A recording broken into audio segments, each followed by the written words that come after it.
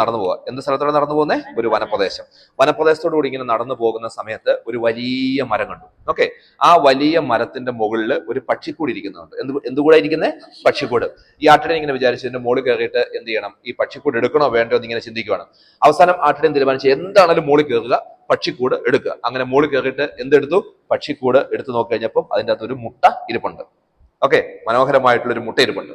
ആ മുട്ട എന്ത് ചെയ്യണം? ഞെക്കി പൊട്ടിക്കണം, അതെയോ വീട്ടിൽ കൊണ്ടുപോകണോ എന്ന് ആര് ചിന്തിച്ചു? ഈ ആട്ടിടയൻ ചിന്തിക്കുന്നു. അപ്പം തീരുമാനിച്ചു അത് എങ്ങോട്ട് കൊണ്ടുപോകാം? വീട്ടിലേക്ക് കൊണ്ടുപോകാമെന്ന് തീരുമാനിച്ചു. അങ്ങനെ ആട്ടിടയൻ വീട്ടിൽ ചെന്ന് കഴിഞ്ഞപ്പം അവിടെ ഒരു കോഴി അന്ന് പൊരുന്നിരിപ്പുണ്ട്. പൊരുന്നിരിക്കാന്ന് പറഞ്ഞാൽ അറിയാവോ? പൊരുന്നിരിക്കാന്ന് പറഞ്ഞാൽ അടയിരിക്കുക എന്ന് പറഞ്ഞു കഴിഞ്ഞാൽ ഇത്രയേ ഉള്ളൂ. ഈ കോഴിക്കൊരു പനി വരും. മുട്ടയൊക്കെ ഇട്ട് കുറെ കാലം കഴിയുമ്പോൾ കോഴിക്കൊരു പനി വരും. നല്ല ചൂടുണ്ടാവും ആ പനി എന്ന് പറയുന്നത്. അതെന്താണെന്ന് ചോദിച്ചു കഴിഞ്ഞാൽ ഈ മുട്ടയുടെ മുകളിൽ കയറി ഇരുന്നിട്ട് മുട്ട വിരിയിക്കുന്നതിന് വേണ്ടിയിട്ടാണ് അതുണ്ടാകുന്നത്. അങ്ങനെ കോഴി ഇരിക്കുന്നതിന് പറയുന്ന പേരാണ് പൊരുന്നിരിക്കുക എന്ന് പറയുക. ഓക്കെ, ഹാച്ച് ചെയ്യപ്പെടാൻ വേണ്ടിയിട്ട്. എന്ത് ഹാച്ച് ചെയ്യപ്പെടാൻ വേണ്ടിയിട്ട്? കോഴിമുട്ടകൾ ഹാച്ച് ചെയ്യപ്പെടാൻ വേണ്ടിയിട്ട്. അങ്ങനെ അന്നിരുന്നതേ ഉള്ളൂ ഈ കോഴി. അപ്പൊ ഈ കോഴിയുടെ അടിയിലേക്ക് എന്ത് വെച്ചു കൊടുത്തു? ഈ മുട്ടയും കൂടി ആര് വെച്ചു കൊടുത്തു? ആട്ടിടയൻ വെച്ചു കൊടുത്തു. അങ്ങനെ എത്ര ദിവസം വേണം കോഴിമുട്ട വിരിയാൻ വേണ്ടിയിട്ട്? 21 ദിവസം. 21 ഡേയ്സ് കഴിയുമ്പോഴാണ് കോഴിമുട്ട വിരിയുക. അങ്ങനെ 21 ഡേയ്സ് കഴിഞ്ഞപ്പോൾ കോഴിമുട്ടയുടെ കൂടെ ഈ മുട്ടയും വിരിഞ്ഞ് പുറത്തു വന്നു. കുറേ കോഴിക്കുഞ്ഞുങ്ങളും ഒരു പ്രത്യേക ഷേപ്പിലുള്ള ഒരു കുഞ്ഞും കൂടി. ഈ കുഞ്ഞ് ഇങ്ങനെ നോക്കി കഴിഞ്ഞപ്പം കോഴിക്കുഞ്ഞുങ്ങളൊക്കെ ഇങ്ങനെ പതുക്കെ പതുക്കെ നടക്കാനൊക്കെ തുടങ്ങി.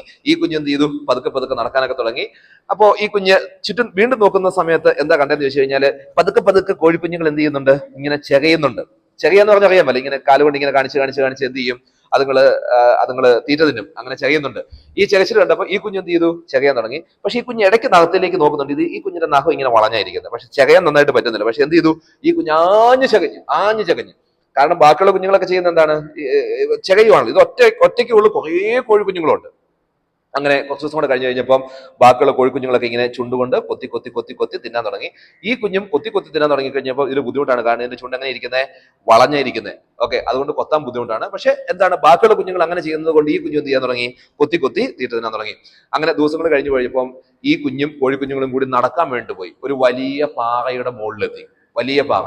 ആ വലിയ പാറയുടെ മുകളിലെത്തി കഴിഞ്ഞപ്പം ഈ കുഞ്ഞ് ഇങ്ങനെ ആകാശത്തേക്ക് നോക്കി കഴിഞ്ഞപ്പോൾ ഒരു വലിയ പക്ഷി ഇങ്ങനെ ആകാശത്തൂടി പറക്കുന്നു. വലിയ പക്ഷി, ഫാൻ ഇങ്ങനെ കറങ്ങുന്ന ഒരു വലിയ പക്ഷി ഇങ്ങനെ ആകാശത്തോടി പറക്കുക. അങ്ങനെ പറക്കുന്ന കണ്ടു കഴിഞ്ഞപ്പം ഈ കുഞ്ഞ് ബാക്കിയുള്ള കുഞ്ഞുങ്ങളോട് ചോദിച്ചു, എടാ നമുക്കും അതുപോലെ പറക്കാൻ പറ്റിയല്ലോ എന്ന് ചോദിച്ചു. ആര് ചോദിച്ചു? ഈ കുഞ്ഞ് ആരോടാ ചോദിക്കുന്നേ? കോഴിക്കുഞ്ഞുങ്ങളോട് ചോദിച്ചു. അന്നേരം ബാക്കിയുള്ള കുഞ്ഞുങ്ങൾ ഒറ്റച്ചിരി, പൊട്ടൻ, നമ്മൾ കോഴികളാന്ന് ഇവൻ അറിയത്തില്ല, കോഴിക്ക് പറക്കാൻ പറ്റുമോ? കുറച്ചേ പറക്കാൻ പറ്റുള്ളൂ എന്ന് പറഞ്ഞു. അപ്പം ഇവനെ വിളിച്ചത് എന്താ? പൊട്ടാന്ന് വിളിച്ചു. ഈ കുഞ്ഞിന് ഭയങ്കര സങ്കടമായി. അങ്ങനെ ഈ കുഞ്ഞ് ഓടി പാകപ്പുറത്തുനിന്ന് ഓടിയിട്ട് ഈ കുഞ്ഞിന്റെ കോഴി അമ്മയുടെ അടുത്തെത്തി. കോഴിയമ്മയോട് പറഞ്ഞു, അമ്മ എന്നെ എന്ത് വിളിച്ചു?